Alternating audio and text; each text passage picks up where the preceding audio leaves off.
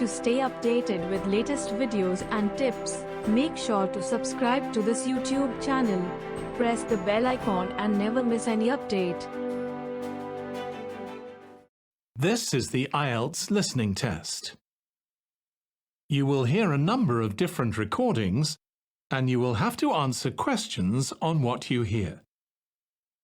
There will be time for you to read the instructions and questions, and you will have a chance to check your work. All the recordings will be played once only. The test is in 4 parts. At the end of the test, you will be given 10 minutes to transfer your answers to the answer sheet. Now turn to Part 1. First, you have some time to look at questions 1 to 5.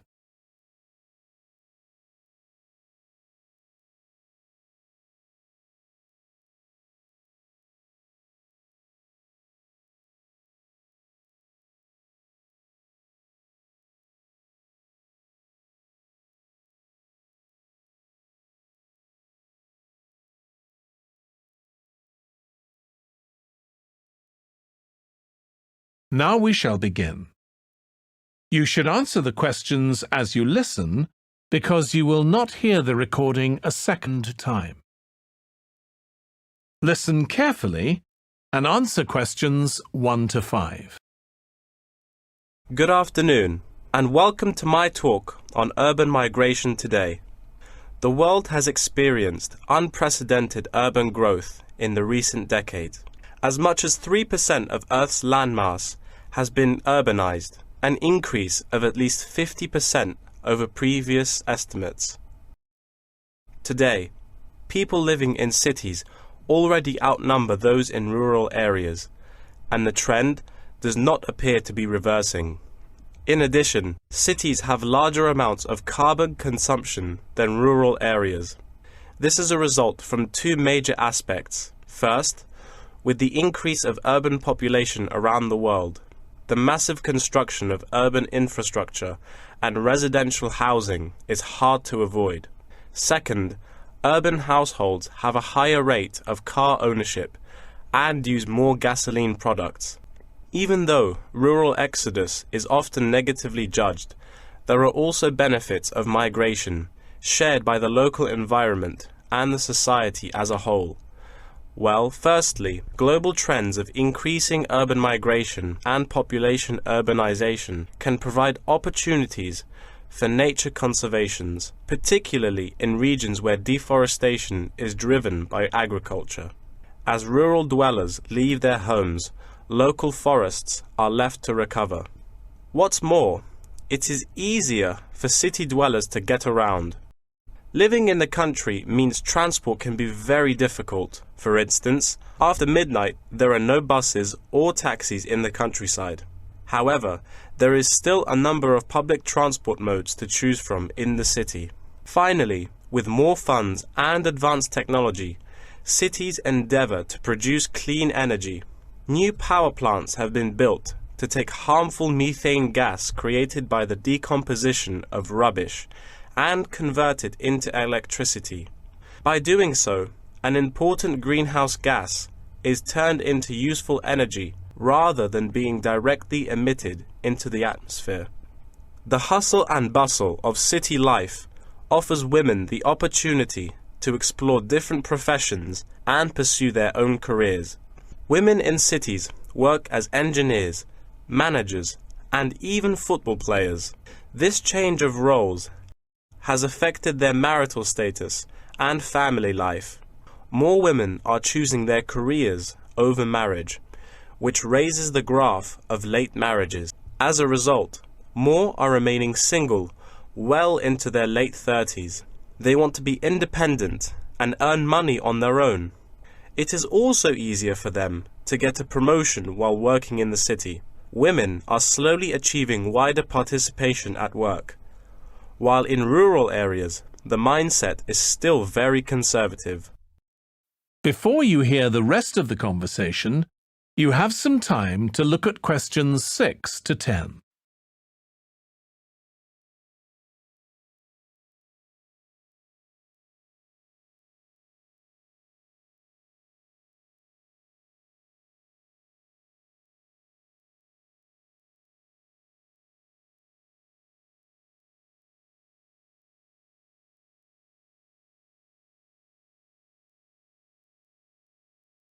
Now listen and answer questions 6 to 10. However, cities also change the way that humans interact with each other and the environment, often causing multiple problems. In general, urban wages are significantly higher, so moving to the city is an opportunity to earn what was impossible in rural areas. However, the wage difference is often offset by the higher cost of living and absence of self-produced goods, including subsistence farming. A sizable proportion of new corners attach greater importance to money and gradually abandon their former way of life, thus risking losing their culture. These new city residents are also faced with another problem. According to statistics, crime rates are significantly higher in densely populated urban regions than in rural areas. For instance, property crime rates in our metropolitan areas are 3 to 4 times as high in comparison to the rates in rural communities. Immigrants, upon arrival into cities, typically move into the poor, blighted neighborhoods because that is where they can afford to live. Crime in these areas is high and reflects poor living conditions, as these neighborhoods experience great levels of poverty. This pattern also occurs for violent crimes, which is much more common in large urban areas than elsewhere. In addition, traffic congestion and industrial manufacturing are prominent features of the urban landscape, which take their toll on the natural environment and those who depend on it.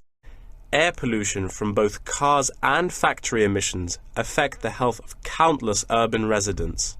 Rural to urban migration can boost the urban economy. With a better economy, cities provide their residents with better welfare, but the concentration of services and facilities, such as education, health, and technology in urban areas inevitably contributes to greater energy consumption. Another problem with life in the city is traffic congestion. It makes people late to work and thus stresses us out before we even get there. Deliveries can't arrive on time, gas costs money. The quality of life of those commuters starts to decline. What's worse is that if congestion makes it harder to match the right workers to the best jobs, it is economically inefficient as well. That is the end of section 1. You now have half a minute to check your answers.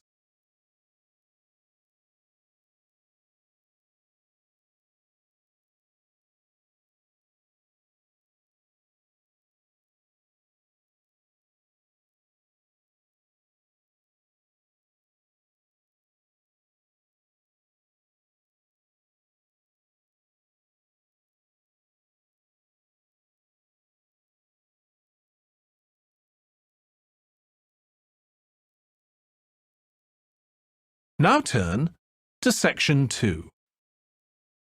First, you have some time to look at questions 11 to 16.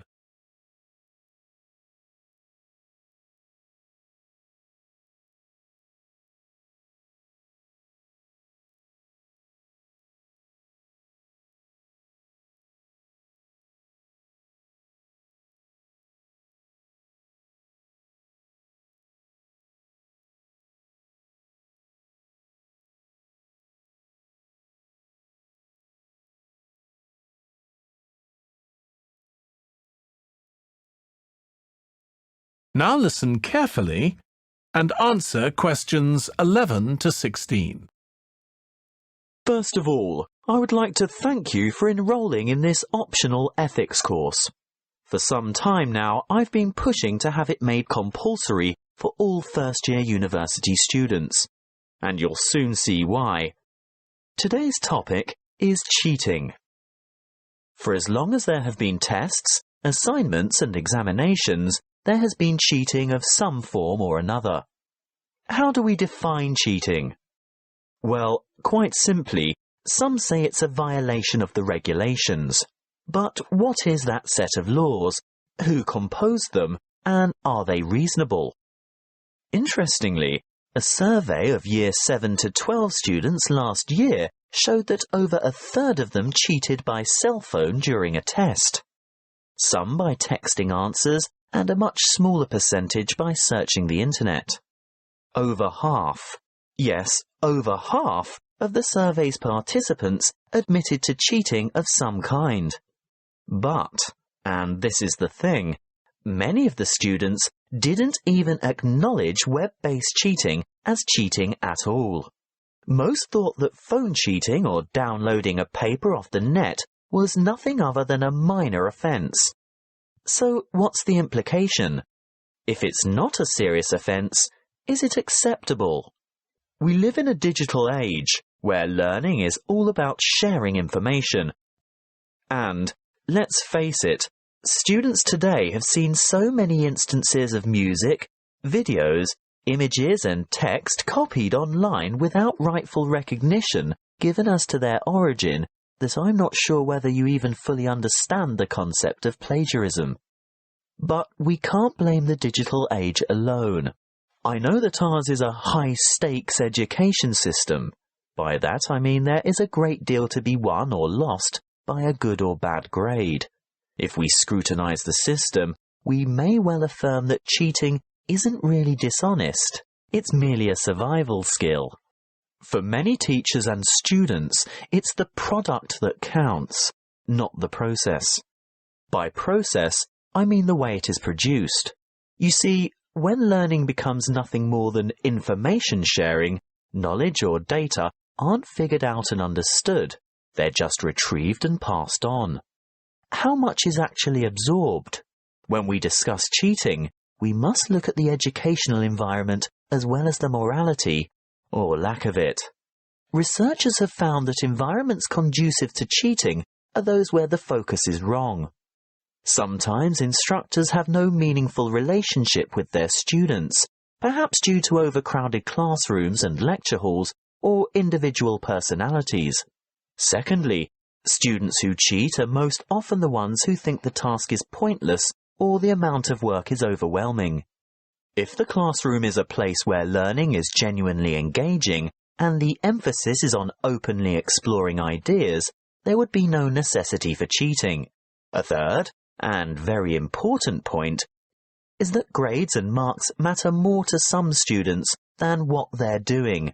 And lastly, achievement is taken to mean outperforming others, and these competitive practices encourage cheating. Before you hear the rest of the talk, you have some time to look at questions 17 to 20.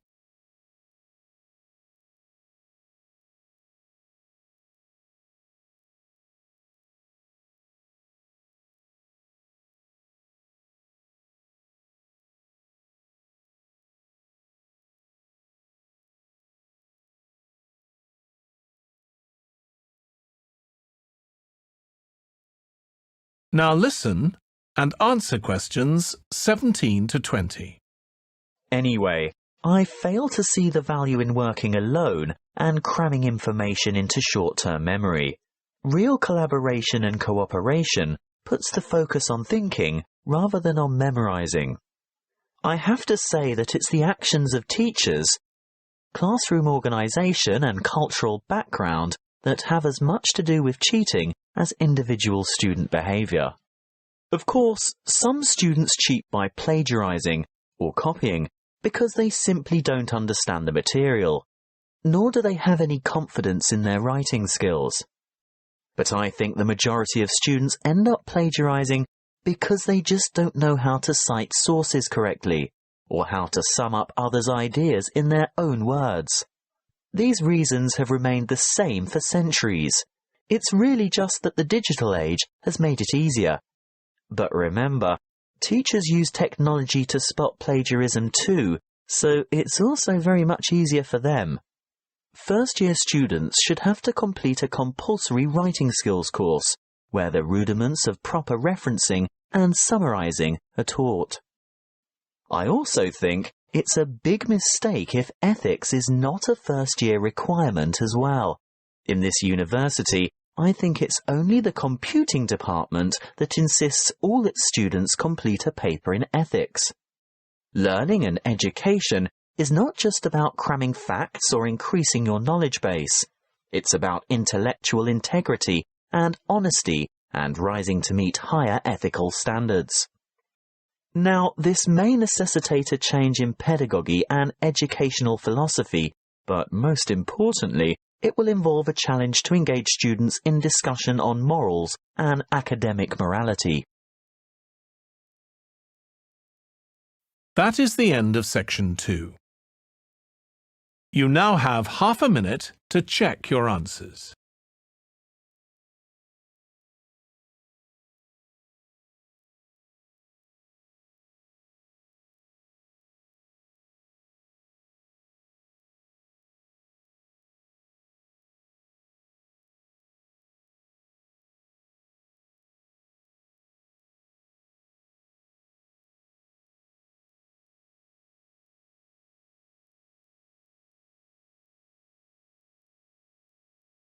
Now turn to section 3. First, you have some time to look at questions 21 to 25.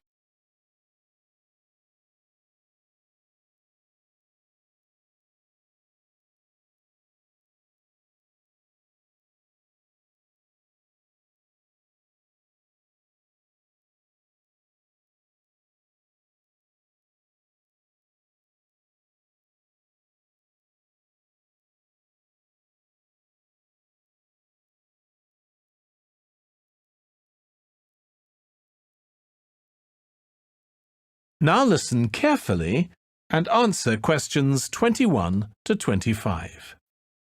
Good morning, everyone. Today's lecture is about a type of adorable animal, the penguin. When you think of penguins, you may picture them surrounded by snow and ice. But not all penguins live where it's cold. African penguins live in the southern tip of Africa. They are usually found within 40 kilometres of the shore and on a number of its surrounding islands. African penguins are also known as jackass penguins because they make donkey-like braying sounds to communicate. African penguins can keep their body temperature at a stable level, but their land habitat can get quite warm, so there are a number of ways for them to stay cool. They limit their daylight movements on breeding sites on land to early mornings and early evenings to avoid too much sun. The pink glands above their eyes can help them cope with the temperate climates. Like other penguins, African penguins spend most of the day feeding in the ocean, which also helps keep them cool.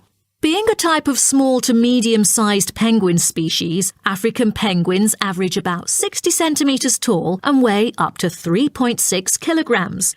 They have a black stripe and a pattern of unique black spots on their chest. Males are larger than females and have larger beaks. Even though they are categorised as birds, African penguins aren't able to fly because of their heavy bones. Their wings are more like flippers that make them particularly suited for life in the water.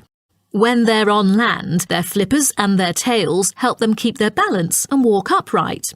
African penguins begin to breed at the average age of 4. When a male and female pair up, they tend to breed together for the rest of their lives. Most other penguins nest and lay their eggs out in the open, but African penguins have a different approach. They dig holes under bushes out of their own excrement, called guano. So they are sheltered from the sun and predators. The African penguins survive on a diet that is comprised mainly of marine organisms. They feed primarily on fish like sardines, along with the occasional squid and shellfish. But when normal food is in short supply, they eat tree roots as well. The streamlined body of the African penguin allows it to move through the water like a rocket, capable of reaching a speed of around 20 kilometers per hour when hunting for food. Before you hear the rest of the discussion, you have some time to look at questions 26 to 30.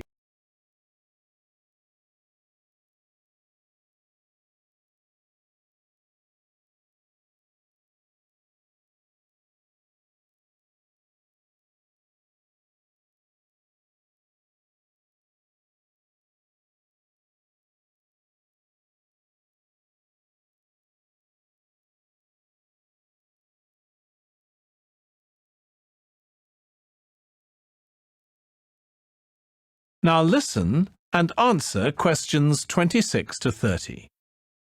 The African penguin's smaller size means that it has many predators both in the water and also on dry land. Their natural predators at sea include seals and sharks. The biggest threat to them on land is not just towards the adult penguins. The penguin chicks are sometimes taken by seagulls into the air and dropped from above. The seagulls could thus feed on them. At risk from predators, young penguins are protected for about 40 days after hatching by both parents. They will leave the colony when they are between 3 to 5 months old and will return a few years later. The entire surface of their body is densely covered with feathers, which fall off during the winter. This process is called molting and takes about 3 weeks to complete. During that time, they are unable to forage. Therefore, prior to this, African penguins spend about 5 weeks laying down fat deposits. They generally live between 10 to 15 years. However, many do not reach their full lifespan. Their population has drastically declined. Approximately 120,000 African penguins remain in the wild, and their population has decreased by 90% in the past 60 years. They are considered to be vulnerable and have been listed as being endangered. 2 major factors have contributed to their decline. They are struggling for nesting space due to human disruption and competing for food due to overfishing and pollution. With the limited number of breeding pairs, survivorship becomes difficult for African penguins. This makes them especially vulnerable as environmental conditions change or an outbreak of a disease occurs. For instance, avian malaria has caused 27% of the captive breeding penguins' deaths annually. The more genetic diversity there is within a species, the higher the likelihood that at least some of the individuals will adapt and survive. That is the end of section 3. You now have half a minute to check your answer.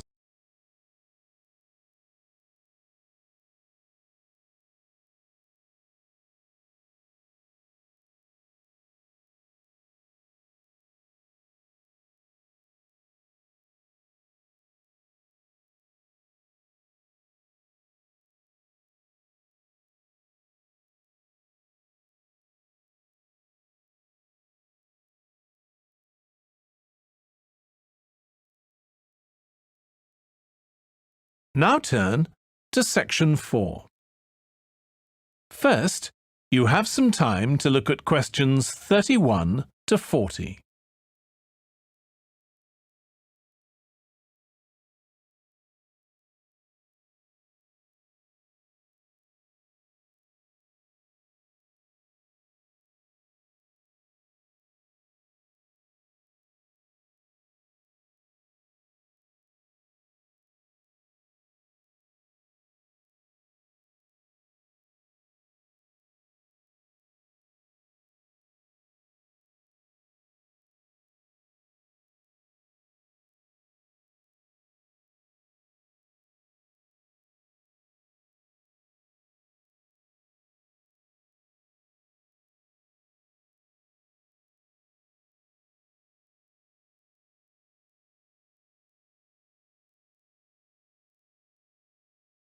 Now listen carefully and answer questions 31 to 40.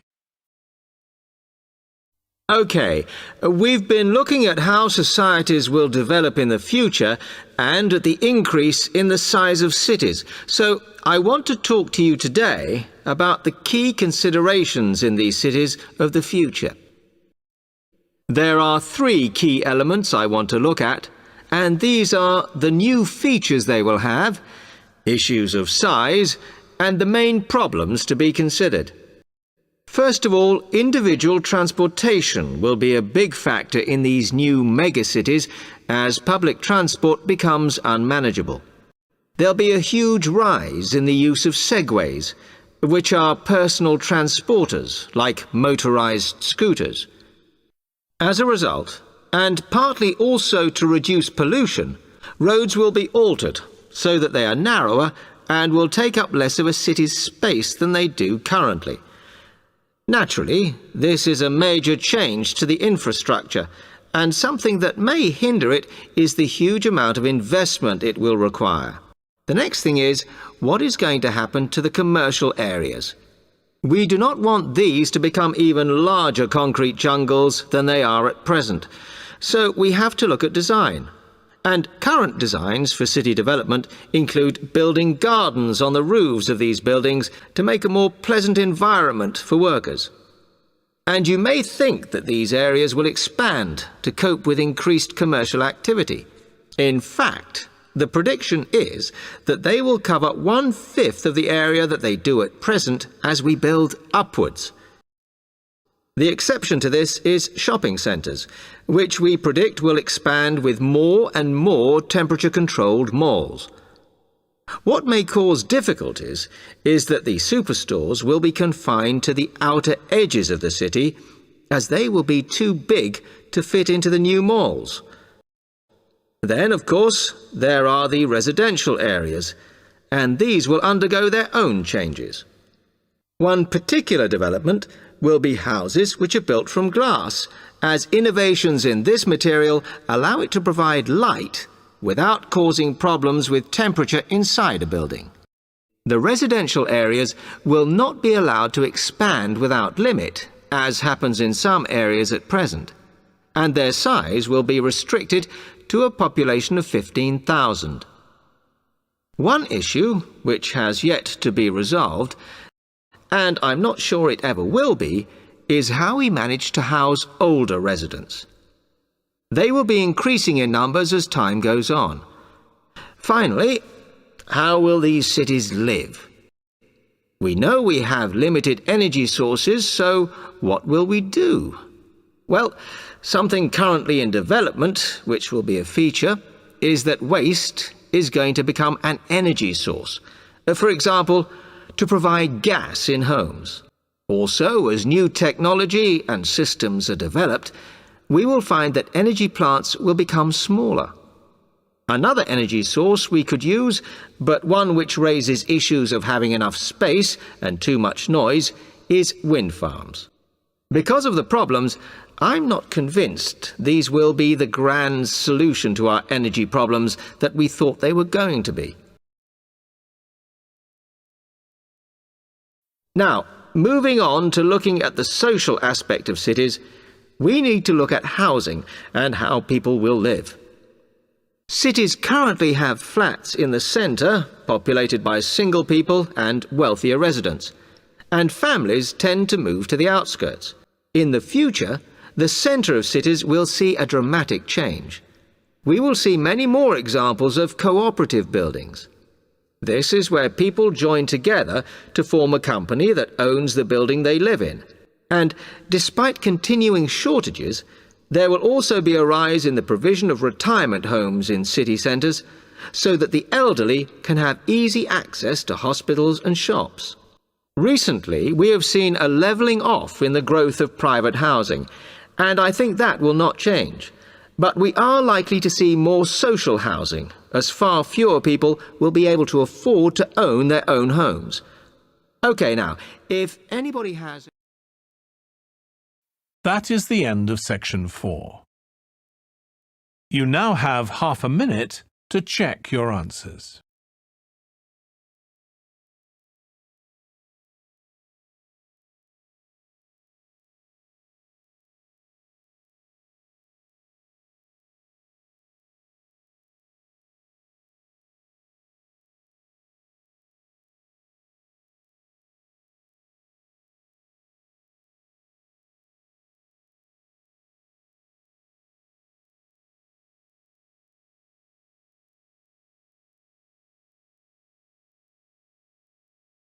That is the end of the listening test.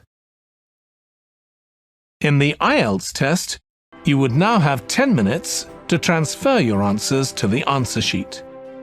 To stay updated with latest videos and tips, make sure to subscribe to this YouTube channel. Press the bell icon and never miss any update. Thank you for watching this video.